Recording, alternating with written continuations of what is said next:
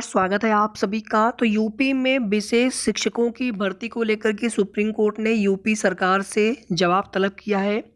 UP में added विद्यालयों में शुरू होगी भर्ती, उसके लिए निर्देश जारी हो चुका है और 2-3 दिन पहले भी न्यूज़पेपर के माध्यम से जानकारी दी गई थी। हमने आप सभी को बताया भी था कि हज़ारों की संख्या में पद खाली हैं यूपी के एडेड सहायता प्राप्त विद्यालयों में।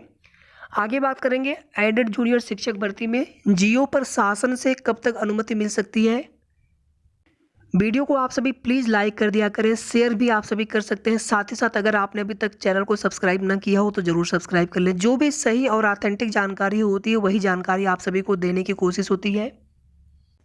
वीडियो को पूरा लास्ट तक देखें आप सभी। यूपी शिक्षक नियुक्ति में देरी पर सुप्रीम कोर्ट खपा, पूछा क्या हमें चलानी है सरकार, नियमित नियुक्तियां नहीं की जाती, यही समस्या। सुप्रीम कोर्ट ने उत्तर प्रदेश में विशेष शिक्षकों की कमी पर नाराजगी जताते हुए कहा कि प्रदेश सरकार इसे लेकर सोई हुई है।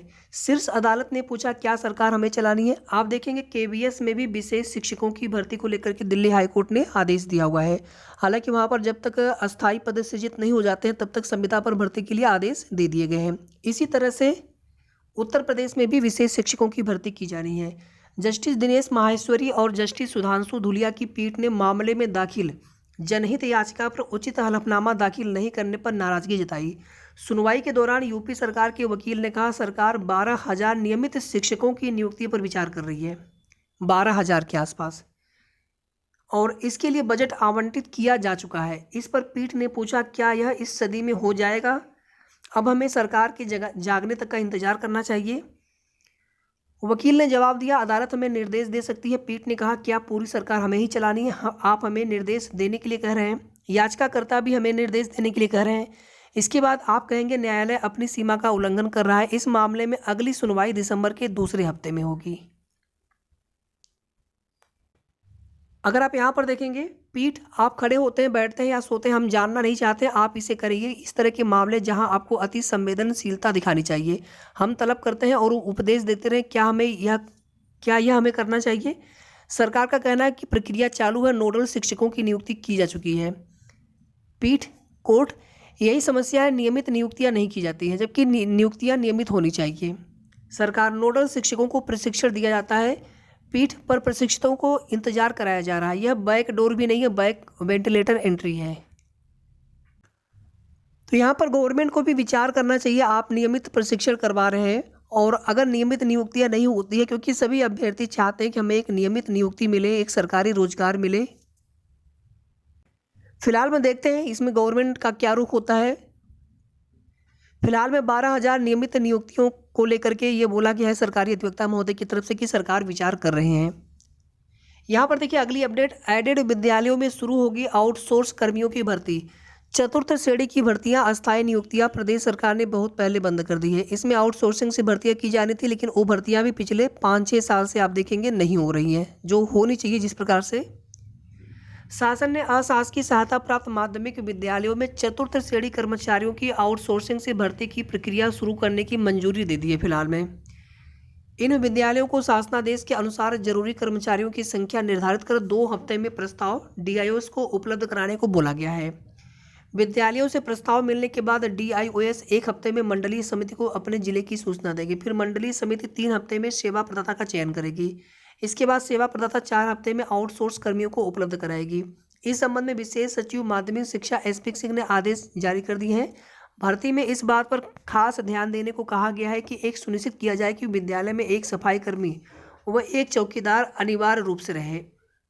ये सफाई कर्मी, चौकीदार वो जो चतुर्थ श्रेणी के पद होते हैं हाई स्कूल में और इंटरमीडिएट में। हालांकि पहले आप देखेंगे तो लगभग 50,000 के आसपास पद सृजित थे जिन पर भर्तियां की जानी थी, लेकिन फिलहाल में देखिए कितने पदों पर भर्ती हो पाती है।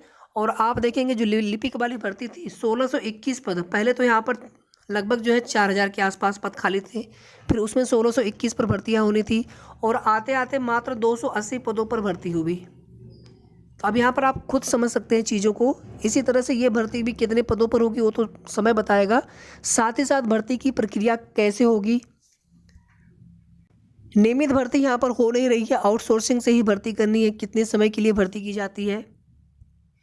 एक अपडेट यहाँ पर और देख लीजिएगा, हालांकि पुरानी अपडेट है। असिस्टेंट प्रोफेसर भर्ती जो प्रक्रिया चल रही है, विज्ञापन संख्या 51, इसमें जो पद बढ़ गए थे 36, तो टोटल पदों की संख्या 1017 हो गई है। और फरवरी 2023 में मोस्ट प्रोबेबल एग्जाम डेट हो सकता है। तैयारी करते रहें जिन लोगों ने भी फॉर्म भरा हुआ है या जो आगे भर्ती का वेट कर रहे हैं। तो राजकीय महाविद्यालयों में भी असिस्टेंट प्रोफेसर भर्ती का विज्ञापन आना है। हालांकि पदों की संख्या वहाँ पर थोड़ी कम रहेगी, 250-300 के आसपास, जबकि यहाँ पर पदों की संख्या 1017 हो चुकी है। इसके बाद अगली अपडेट यहाँ पर है एडेड जूनियर शिक्षक भर्ती को लेकर के। देखिए, एडेड जूनियर शिक्षक भर्ती को लेकर के बहुत तरह के, तो पहली बात तो अफवाहें उड़ जाती हैं। और मैं बार बार आप सभी से निवेदन करता हूं कि विषयवार सीटों को लेकर के आप लोग बिल्कुल परेशान मत होइए, क्योंकि चीज़ें ना तो आपके हाथ में है, ना हमारे हाथ में है, ना किसी के बताने से सीटें कम होंगी, ना किसी के बताने से सीटें ज़्यादा होंगी। जितनी सीटों का प्रस्ताव निदेशालय से शासन को भेजा गया है उतने, और जितनी सीटों पर शासन को भर्ती करानी होगी उतनी ही सीटों पर भर्ती का जियो आएगा। तो इसलिए हम लोग यहाँ पर भर्ती के जियो का वेट करते हैं केवल। और जैसा कि हम लोग बहुत अच्छे तरह से जानते हैं कि सरकार या शासन की तरफ से एक भी पद वृद्धि के लिए अनुमति नहीं मिल पाई थी। यही वजह है उतने ही पदों पर निदेशालय ने शासन को प्रस्ताव भेज दिया था। कुल मिलाकर के 1894। शायद इसमें एक पद वृद्धि भी न हो। हालांकि उम्मीदें तो हम लोग बहुत शुरू से कर रहे हैं, प्रयास भी बहुत किया गया, धरना प्रदर्शन सब किया गया, ट्विटर कैंपेन सब किया गया, लेकिन यहाँ पर कोई प्रभाव नहीं पड़ा गवर्नमेंट के ऊपर। उन्हें जितने पदों पर भर्ती करानी है उतने ही पदों पर वो भर्ती कराएंगे। फिलहाल में सचिवालय से कोई भी डायरेक्ट जानकारी ले पाना बहुत मुश्किल है, या हम सोचें कि फ़ोन कॉल्स पर हमें अधिकारी महोदय सही जानकारी दे दें, आवश्यक बिल्कुल भी नहीं है। और जैसा कि जो क्वेरीज थी, प्रस्ताव भेजा गया था जियो के लिए, उसमें जियो पूरी तरह से ये तैयार करके भेजा जाता है, मतलब किस प्रकार से भर्ती की जा रही है, कितने पदों पर की जा रही है, मेरिट, यानी सभी प्रक्रिया को लेकर के इसमें सब कुछ क्लियर होता है। और केवल इस पर शासन से अनुमति का इंतजार है। शासन से जैसे ही अनुमति मिल जाएगी, इसके बाद विशेष सचिवालय से एक शासनादेश जियो लेटर जारी हो जाएगा, और उसी जियो लेटर के आधार पर भर्ती प्रक्रिया तुरंत शुरू कर दी जाएगी शिक्षा विभाग के द्वारा, बेसिक विभाग के द्वारा। अब यहाँ पर केवल अगर इंतजार है तो शासन से अनुमति मिलने की। शासन मतलब बेसिक शिक्षा मंत्री जी, योगी जी, माननीय मुख्यमंत्री जी। तो हमें नहीं लग रहा है कि उस पर ज़्यादा समय लगना चाहिए। हालांकि आप सभी जानते हैं कि इतना जल्दी अगर वो काम कार्य कर देंगे तो फिर हम लोगों को कितना अच्छा हो जाएगा सभी अभ्यर्थियों के लिए। तो ये भी थोड़ा सा विचार करना चाहिए सरकार को, मंत्री जी को भी। बाकी देखते हैं, कम से कम फिलहाल में अभी 2-3 दिन की उम्मीद नहीं कर सकते हैं। आज, कल और मंडे तक, ट्यूसडे तक आप उम्मीद कर सकते हैं कि ट्यूसडे को जो है आप सभी को अच्छी खबर सुनने को मिल सकती है। और जूनियर एडेड में अच्छी खबर सुनने के लिए अभ्यर्थी बहुत लंबे समय से इंतजार कर रहे हैं कि यह भर्ती प्रक्रिया कब शुरू होगी। फिलहाल में नेक्स्ट वीक में 3 दिसंबर तक, मतलब 29, 30, 1, 2, 3 दिसंबर, 29, 30 नवंबर, 1, 2, 3 दिसंबर, यही बातें हमने परसों भी आप सभी से कही थी कि नेक्स्ट वीक में 3 दिसंबर तक का हमें वेट करना है। 3 दिसंबर तक अगर शासनादेश, क्योंकि 10 दिसंबर के आसपास जो है आचार संहिता लगने की उम्मीद है, तो उसके पहले भर्ती का शासनादेश हर हाल में आ जाना चाहिए अगर यहाँ पर ये भर्ती पूरी करानी है, दिसंबर में ही पूरी करानी है। तो बाकी आप लोग सेफ गुणांक सीटों को लेकर के बिल्कुल परेशान मत हुई, क्योंकि एग्जैक्ट डाटा या सेफ गुणांक बता पाना किसी के लिए भी संभव नहीं है।